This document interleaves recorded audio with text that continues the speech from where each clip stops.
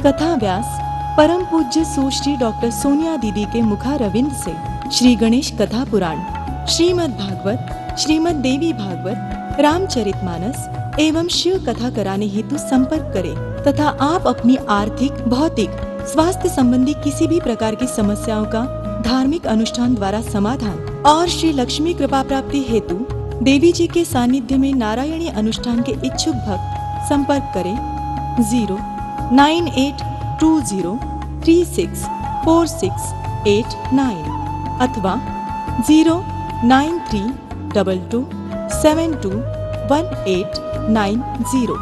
तो वो व्यास जी जिन्होंने पुराणों की रचना की, वो व्यास जी, उनके मन में ये बात आ गई और वे विचार करने लगे कि मैं किस देवी देवता का पूजन पठन करूं जिससे मुझे पुत्र प्राप्ति हो जाए। कारण वो गृहस्थ आश्रम में नहीं जाना चाहते थे। उनके हिसाब से ये था कि गृहस्थी में जाएंगे तो बंध जाएंगे, तो गृहस्थ में नहीं जाना चाहते थे और पुत्र प्राप्त करना चाहते थे। तब वे विचार करने लगे कि कौन सा भगवान ऐसा है जिसका जब तब पूजन पठन करूं तो मुझे पुत्र की प्राप्ति हो जाएगी। तब नारद जी वहां से निकले। नारद जी ने पूछा, व्यास जी आप क्यों परेशान हो रहे हो? नारद जी ने बहुत ही अच्छे मुनि हैं, जब जरूरत पड़ती है प्रकट हो जाते हैं और जहां जरूरत होती है वहां प्रकट हो जाते हैं। नारायण नारायण। नारद जी आए और उन्होंने पूछा व्यास जी ने कि ऐसे कौन से मैं देवी देवता का पूजा पाठ करूं, साधना करूं, तपस्या करूं जिससे मुझे बिना शादी करे, बिना गृहस्थी में जाए पुत्र प्राप्त हो जाए। तब नारद जी ने कहा कि मैं आपको एक बात सुनाता हूँ, एक कथा सुनाता हूँ जो मुझे मेरे पिताजी ब्रह्मा ने सुनाई है, और वो सुनने के बाद निश्चय ही आपको इसका समाधान मिल जाएगा।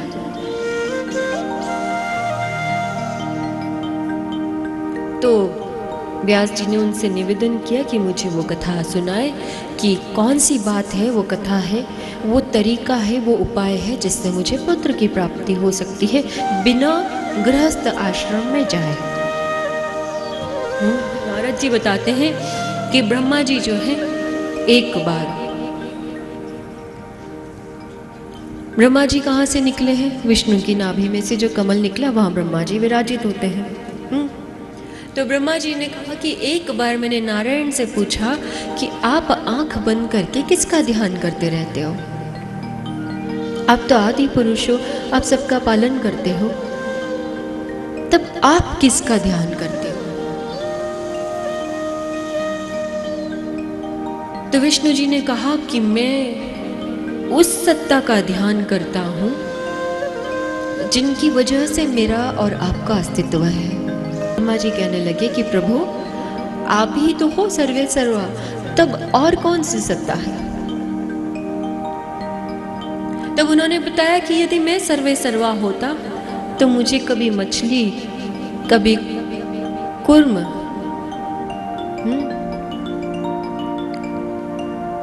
कभी घोड़ा, हयग्रीव, ऐसे अलग अलग प्रकार के अवतार लेने ही नहीं पड़ते।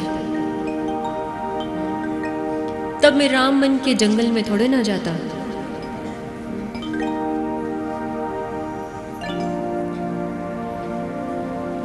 अगर मेरे बस में होता तो क्या मैं 6 महीने सोता और 6 महीने जागता? बोले मेरे बस में तो ऐसा नहीं है। एक और सत्ता है जो मुझे चलाती है, जिसके मैं अधीन हूं। तो ब्रह्मा जी ने कहा वो कौन सी सत्ता है जिसके आप भी उसके अधीन है? तब उन्होंने कहा कि हाँ, वो पराम्बा जगदम्बिके हैं जो मुझे शक्ति देती हैं पालन की और शिव को शक्ति देती है संहार करने की। उनके बिना हमारा अस्तित्व है ही नहीं। मैं उस पराम्बा का ध्यान कर रहा हूं। नारद जी ने कहा कि उस पराम्बा का यदि आप भी ध्यान करेंगे और साधना करेंगे तो आपको पुत्र हो जाएगा। व्यास जी ने शिव और पार्वती की पूजा चालू की। कथा तो बहुत गहरी है, लेकिन हमें दूसरी गहराइयां भी समझनी है। इसलिए हम कथाओं के कुछ अंशों को छूते हुए निकलेंगे ताकि समझ में आ जाए, वरना पूरी कथा के तो भीतर 12 स्कंद, 318 अध्याय और 18,000 श्लोक है। यदि ये सब एक साथ लें तो 9 दिन में असंभव है।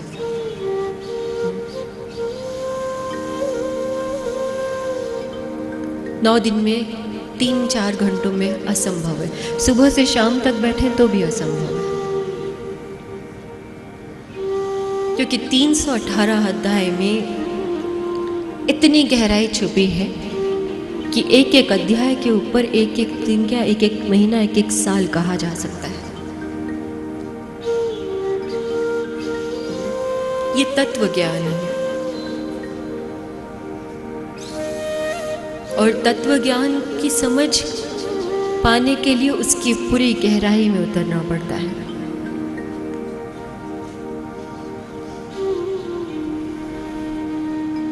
नारद जी के कहने पर व्यास जी ने भगवती पराम्बा की स्तुति शुरू की, पूजन शुरू किया।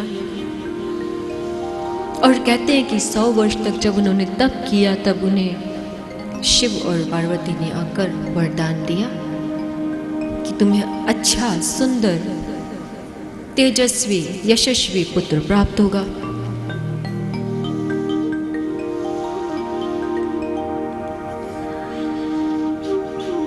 पुत्र प्राप्ति का वरदान पाने के बाद अब ऋषियों की एक आदत होती है कि जैसे जिसको जो चीज़, जो काम करना हो, माताएं बहनें रसोई का काम कर रही हों तो वो जैसे ही कुछ फ्री होंगी तो फिर रसोई में चले जाएंगे, वो कुछ सोचेंगे कुछ नया बना लो, है ना। जिसे पढ़ने का शौक होगा वो सोचेगा कि एक मैंने पुस्तक पढ़ ली, अब दूसरी पुस्तक पढ़ लूँ। जिसे शोध कार्य का शौक होगा वो बोलेगा कि एक रिसर्च पूरी हो गई, अब नई रिसर्च करो। ऋषि मुनियों का ये होता है कि चलो एक शुभ कार्य हुआ, भगवान का आशीर्वाद मिला, चलो भगवान के लिए कुछ होम हवन इत्यादि कर लो। तो व्यास जी जो है वो हवन की तैयारी करने लगे। और उस समय में शलाकाएं यानी माचिस, मैच बॉक्स नहीं होता था। तब अग्नि प्रकट करने के लिए या तो मंत्रों का और अरणी का, इनका प्रयोग किया जाता था। प्रभु आज भी अरणी मंथन करके अग्नि प्रज्वलित की जाती है। आज भी बड़े बड़े यज्ञों में अग्नि मैच बॉक्स से प्रकट नहीं करते हैं, मंत्रों के द्वारा और अरणी मंथन से अग्नि प्रकट की जाती है। मंत्रों में बड़ी शक्ति है। तो वो उस तरीके से मंथन कर रहे थे और मन में मोह आ गया। बेटा है ना, मोह लाता है। बेटे से पिता को मोह आता है, क्योंकि बेटे का लेना देना उनके अस्तित्व से होता है। एक कहावत है, your kids are your extension, यानी आपकी संतान आप ही का हिस्सा है, आप ही का एक ऐसा हिस्सा है जिसमें आपका ही अंश है और आप ही उसमें फिर से आगे जीते हैं।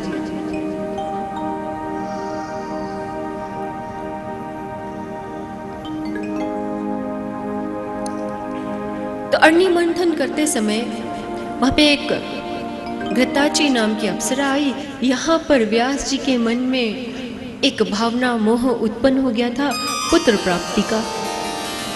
और एक मन में उस तरीके की एक वासना, एक इच्छा उत्पन्न हो गई थी। और इधर ये अप्सरा आई और अचानक व्यास जी को ध्यान आया कि नहीं नहीं, मुझे तो गृहस्थ आश्रम में नहीं जाना है।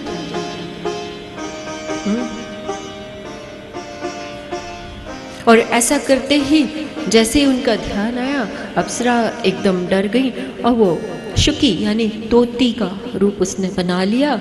और यहाँ जो है व्यास जी का तेज वो लकड़ी पर जो अरणी थी उस पर गिर गया और उससे शुकदेव उत्पन्न हुए। क्योंकि शिव जी ने आशीर्वाद तो दिया था, भोले भंडारी हैं, उन्होंने तो वो कुछ भी कर सकते हैं। उनकी स्वयं की जो रचना थी वो बहुत दिव्य थी। शुकदेव प्रकट होते से ही बड़े हो गए। बड़े होने के बाद उनके सारे संस्कार किए गए। हिंदू शास्त्र में 16 संस्कारों का वर्णन आता है, जन्म से मृत्यु तक। जन्म से लेके अंतिम संस्कार अग्नि संस्कार होता है। वे स्वयं गुरु थे, वे स्वयं व्यास जिसका आज ये व्यास पीठ उन्हीं का व्यास पीठ है, ये उन्हीं की गद्दी मानी गई है। वे स्वयं इतने ज्ञानी थे, लेकिन क्या होता है ना, मोह बच्चे को शिष्य नहीं बनने देता। कितना ही ज्ञानी पिता क्यों ना हो, बच्चे को वो पूरी तरह से नहीं पढ़ा सकेगा। उसको विद्यालय भेजना ही पड़ेगा। तो उन्होंने बृहस्पति जी के पास, जो देव गुरु हैं, उनके पास शुकदेव जी को भेजा पढ़ाई लिखाई के लिए। शुकदेव जी पढ़ लिख कर वापस आ गए। तो उनसे कहा, बेटा अब आप अपना गृहस्थी जो है वो बचा लो, आप शादी कर लो। तो शुकदेव जी ने मना कर दिया। कहा कि ज्ञान इतना प्राप्त करने के बाद मैं फिर बंधन में क्यों जाऊं, ये तो एक बंधन है। मैं बंधन में नहीं जाना चाहता। तब उन्होंने बहुत समझाया, बेटा कि ये बंधन नहीं है, और तुम विवाह कर लो, तुम संसार बसा लो, संसार में रह कर भी तुम जो है ईश्वर का ध्यान कर सकते हो और मुक्त रह सकते हो।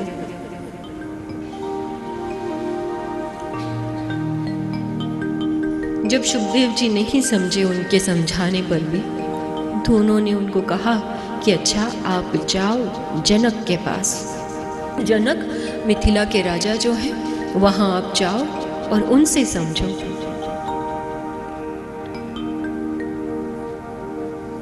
तो शुकदेव जी पिता की आज्ञा से जनक जी के पास जाते हैं, मिथिला पहुंचते हैं। और मिथिला पहुंचकर देखते हैं कि यहाँ का जो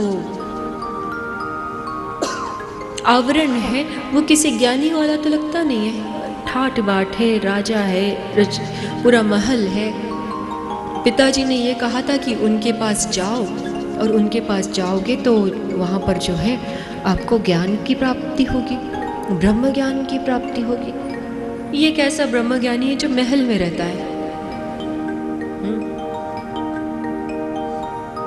ऐसा शुकदेव जी विचार रहे हैं। ये कैसा ब्रह्म ज्ञानी है? तो राजा है। राजा क्या कभी ब्रह्म ज्ञानी हो सकता है? सारे सुख ऐश्वर्य भोगों के बीच में है, राजपाट चला रहा है, महल में रह रहा है, और मुझे पिताजी ने इनके पास भेज दिया कि आप ब्रह्म ज्ञान की प्राप्ति करो।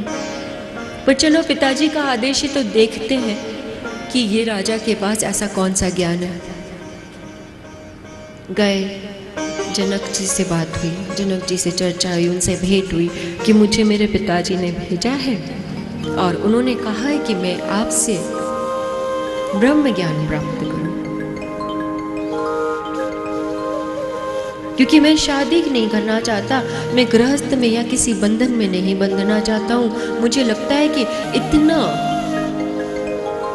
ज्ञान प्राप्त करने के बाद तो मुक्त होना चाहिए, मुक्ति मिलनी चाहिए, मैं बंधन में क्यों जाऊं।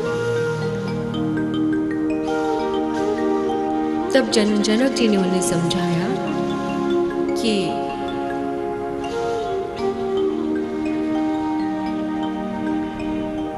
जब आप शरीर को मैं मान लोगे तो वो अज्ञान है। शरीर को जब आपने मैं मान लिया तो वो अज्ञान है। मेरा घर है,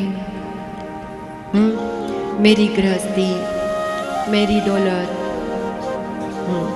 मेरी माँ, मेरी पत्नी, मेरा बेटा, मेरी बेटी, ये सब मोह के कारण है। तो जनक जी ने कहा कि जब आप ये मोह छोड़ देंगे कि आप शरीर हैं, आप भोक्ता हैं, तो आप ज्ञान में आ जाएंगे। और जब तक आप इस भ्रम में रहेंगे कि ये मेरा है, ये मेरा है, तब आप अज्ञान में रहेंगे, तब आप बंधन में होंगे। तो आप संसार में रहो, संसार के सारे कार्य करो। भाई आपके सामने अच्छी सी कोई आपकी पसंदीदा भोजन की चीज आ जाए और बोलो नहीं नहीं मैं ये नहीं खाऊं। क्यों? क्योंकि खाऊंगा तो मुझे मोह होगा, मुझे अच्छी लगेगी, और भूखे मरो। ये बात नहीं है, ये बात नहीं है। उसको खा लो लेकिन फिर शांत हो जाओ और ये समझो कि ठीक है, ये एक शरीर का आवरण था। आत्मा को तो किसी चीज से फर्क ही नहीं पड़ता है। आत्मा को किसी चीज से कभी फर्क नहीं पड़ता है।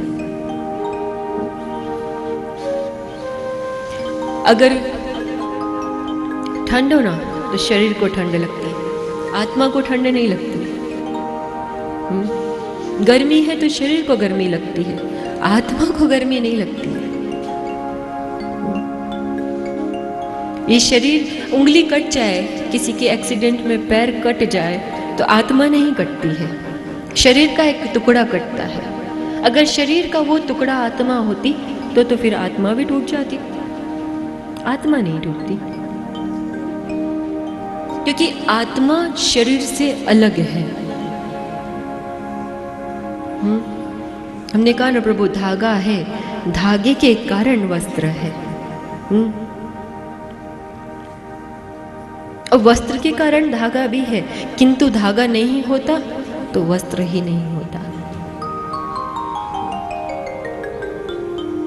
तो आत्मा जो है वो शरीर से पृथक है। जिस दिन आप ये समझ जाएंगे कि मैं आत्मा हूं और शरीर सिर्फ मैंने एक ड्रेस के जैसा पहना है। कल आपने रेड ड्रेस पहनी, आज आपने ब्लू ड्रेस पहनी, हो सकता है कल आप पिंक पहने, है ना। लेकिन आप नहीं बदलते हैं, ड्रेस बदलती है। वैसे ही आत्मा नहीं बदलती है, शरीर बदलते हैं। और शरीर से जुड़े हुए जो कारण है, जो कर्म है, वो ही वो धागा है जो वो नया चोला या नया शरीर आपको देते हैं या नया वस्त्र आपको देते हैं। कि आप अगला जो चोला पहनोगे वो पिंक होगा, वाइट होगा या ब्लैक होगा, वो आपके कर्म है, कर्म नाम का धागा है।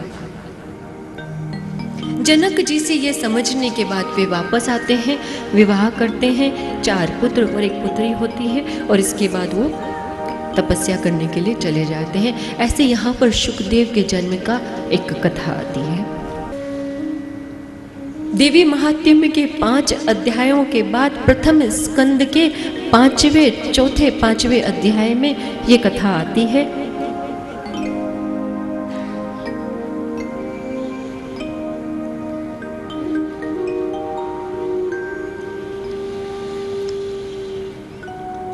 एक बार की बात है, विष्णु जी जो है क्षीर सागर में अपने आराम से शेषनाग जी पर आराम कर रहे थे और लक्ष्मी जी जो है उनके पास बैठी हुई थी। और लक्ष्मी जी को देखकर विष्णु जी को हंसी आ गई, नो मुस्कुरा दिए। लक्ष्मी जी को लगा कि ये तो कभी मुझे देखकर इस तरीके से मुस्कुराते नहीं है, कहीं मेरा मजाक तो नहीं उड़ा रहे हैं,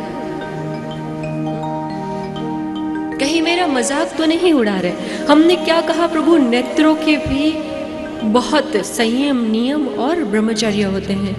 नेत्र देखकर आपके मन में कुछ भी विचार ला सकते हैं, इसलिए ध्यान से देखना चाहिए क्या देखना है।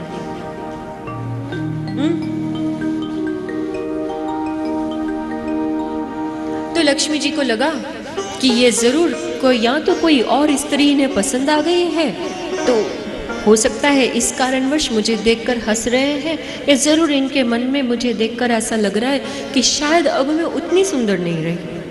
वही महिलाएं हैं, महिलाओं का अपना स्वभाव होता है, बहुत कोमल होता है। कहते हैं जीवन में 3 जो प्राणी हैं इनसे बहुत संभल के चलना चाहिए। एक है अग्नि। अग्नि से किसी भी स्थिति में आपको सावधान रहना चाहिए, संभल के चलना चाहिए। अग्नि के साथ व्यवहार बहुत ध्यान पूर्वक करना चाहिए, वो चूल्हे की हो या हवन की हो, यदि ध्यान नहीं रखा तो हाथ जल जाएगा। सही है? दूसरा है ब्राह्मण। ब्राह्मण कैसा भी हो, कोई भी हो, ब्राह्मण को भूदेवता कहा गया है। क्या कहते हैं ब्राह्मण देवता? ब्राह्मणों से सावधानी पूर्वक व्यवहार करना चाहिए। और तीसरा है स्त्री, माताएं, बहनें, बेटियां। इनसे बहुत सावधानी पूर्वक व्यवहार करना चाहिए, क्योंकि ये तीनों बहुत संवेदनशील होते हैं और तीनों के पास दिव्य शक्तियां हैं। कैसे? प्राकृतिक है। अग्नि को छुओगे तो हाथ चलेगा। ब्राह्मण से प्रेम पूर्वक प्रणाम करोगे, चाहे उसे शास्त्रों का ज्ञान हो या न हो, चोले को नमन, क्योंकि आप उनको देख रहे हैं जिस चोले में, वो चोले की चीज़ वहाँ पर, वो चोला काम करेगा। जैसे आप घर में अच्छे पति हैं या नहीं हैं, अच्छे पिता हैं या नहीं हैं, अच्छे बेटे हैं या नहीं हैं, लेकिन ऑफिस में आपकी जो डेजिग्नेशन होती है, ऑफिस में आप मैनेजर हैं, तो वो मैनेजर की पोस्ट काम करती है। आप घर में यानी कि निजी जीवन में आप यहाँ, इससे कोई अर्थ नहीं होता। वहाँ पर जो आपका चोला है, जो डेजिग्नेशन है, जो पोस्ट है, जो कुर्सी है, जो अधिकार है, वो काम करता है। तो मैनेजर कैसा भी हो, मैनेजर तो मैनेजर होता है। आपको उससे सिग्नेचर अगर लेने हैं तो आप उसको आंख नहीं दिखा सकते। राइट? अगर आपको नहीं उनसे कोई अर्थ है तो उनको नमन कर लो, लेकिन संभाल के। तो एक है अग्नि, दूसरा है ब्राह्मण और तीसरा है स्त्री। कोई भी महिला किसी भी उम्र की हो, उनसे बहुत सावधानी पूर्वक व्यवहार करना चाहिए। इनका मन बड़ा कोमल होता है और चंचल होता है। ये बहुत भावुक होती हैं। ये भाव में आकर यदि किसी को कुछ अच्छा कह दे तो वो तुरंत लगता है, और ये भाव में आकर किसी को यदि क्रोध कर दे तो वो भी तुरंत लगता है। और ऐसा ही कुछ विष्णु जी के साथ हुआ। विष्णु जी ने लक्ष्मी जी की तरफ देखा और मुस्कुरा दिए, और जैसे ही मुस्कुराए, लक्ष्मी जी को लगा कि निश्चित ही या तो कोई और इनके जीवन में आ गई है, या फिर ऐसा नहीं हो सकता तो ज़रूर इनको अब मेरी सुंदरता में कमी नज़र आ रही है। और उनको गुस्सा आया और उन्होंने कहा, इनका सर इसी समय कट के गिर जाए। गुस्से में बोलते हो ना भाई? बोलते हो कि नहीं बोलते हो? क्या क्या बोलते हो? Get out. आजकल तो हमने सुना है कि दीदी उनको थोड़ा सा समझा देना, घर में बड़ा क्रोध करती हैं मैडम जी। अरे भाई क्यों? पता नहीं क्यों आजकल उनका मूड बड़ा उखड़ा उखड़ा रहता है। अच्छा, तो आपने क्या उनको कुछ, उन्होंने कुछ मांगा था, नहीं दिया? नहीं नहीं दीदी, सब कुछ है, पर पता नहीं क्या बात है।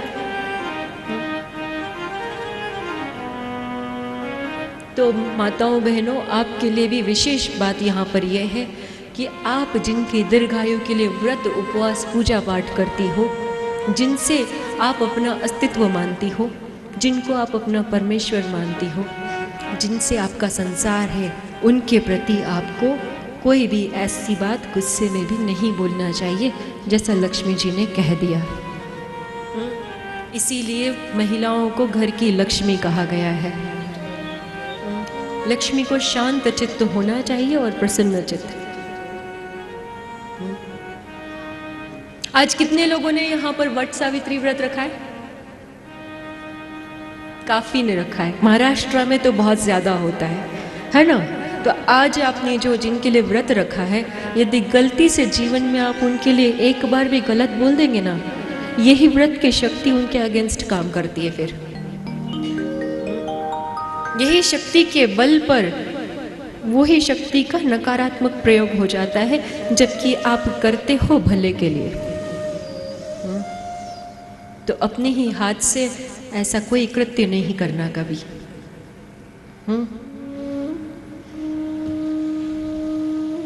इसका अर्थ ये भी नहीं है कि आप जुल्म सहो और शोषण सहो, लेकिन किसी भी बात को यदि प्रेम से समझाओगे तो जल्दी हल हो जाएगी। और यदि आपने गुस्सा किया और अपशब्द कहा तो वो आपके विपरीत जा सकता है, क्योंकि वो शक्ति आपने कमाई है ये सारे व्रत पूजा पाठ करके, विशेष रूप से आपके अपने पति श्री के लिए। तो कभी भी अपने पति श्री के विषय में अपशब्द नहीं कहना और विचारना भी नहीं, क्योंकि लक्ष्मी जी ने तो यहाँ मन में ही विचारा था, अच्छा मुझे देखकर हंस रहे हैं, इनका सर अभी कट जाए। और ऐसा ही हो गया। विष्णु जी का सर धड़ से गिर गया। कैसे? सारे देवी देवताओं ने सोचा कि अब कुछ यज्ञ करना चाहिए, यज्ञ की आवश्यकता है, और यज्ञ की आवश्यकता के लिए विष्णु जी का होना बहुत जरूरी है ना? बिना नारायण के यज्ञ कैसे होगा? नारायण के पास गए। नारायण उस समय युद्ध करके आए थे, थके हुए थे, धनुष की प्रपंचा लगी हुई थी, उसकी टेक पर थे और संयोगवश उनको नींद आ गई। नींद आ गई तो सबने कहा कि अब इन्हें कौन उठाएगा? इंद्र ने कहा मैं नहीं उठाऊंगा। क्यों? क्योंकि कोई व्यक्ति जो आराम कर रहा हो, सो रहा हो, उसको नींद में से उठाना घोर पाप है। तो इंद्र को तो था कि पाप कर लूंगा तो उनका आसन चले जाएगा। बहुत सारे यज्ञ कर लेने के बाद इंद्र का पद प्राप्त होता है। करोड़ों अरबों पुण्य कमाने और यज्ञों को करने के बाद इंद्र का पद प्राप्त होता है। एक भी चूक हुई, पद गया। तो इंद्र ने कहा मैं नहीं उठाऊंगा। जब देवताओं के राजा ने नहीं उठाया, बाकी के जो सैनिक थे वो कहाँ फिर आगे बढ़ते। परम पूज्य सुश्री डॉक्टर सोनिया दीदी एक आश्रम का निर्माण कराने जा रही हैं, जिसमें एक सुंदर देवालय होगा। इस देवालय में श्री गणेश जी की प्रतिमा, शिव गौरी गोदी में गणेश लिए कैलाश पर विराजित विग्रह, अष्टभुजा माँ दुर्गा, लक्ष्मी नारायण प्रतिमा, श्री राम दरबार, राधे कृष्ण विग्रह, दत्तात्रेय विग्रह के संग 10 महाविद्यामयी आराध्य भगवती माँ त्रिपुर सुंदरी की स्थापना होगी। 64 योगिनियों के संग यहाँ पर एक सुंदर गौशाला का नव निर्माण होने जा रहा है, जिसमें एक छोटा सा गौ चिकित्सालय भी होगा। डॉक्टर सोनिया दीदी के इस शुभ संकल्प से जुड़ने हेतु तुरंत संपर्क करें। आप अपना सहयोग देने के लिए ICICI बैंक शिव शक्ति के नाम अकाउंट नंबर 699105114066 इसमें जमा करा के हमें सूचित कर सकते हैं। विशेष जानकारी के लिए संपर्क करें 09820364689 अथवा 09322721890। इस शुभ कार्य से जुड़कर आप भी पुण्य के भागीदार बने। जय अम्बे।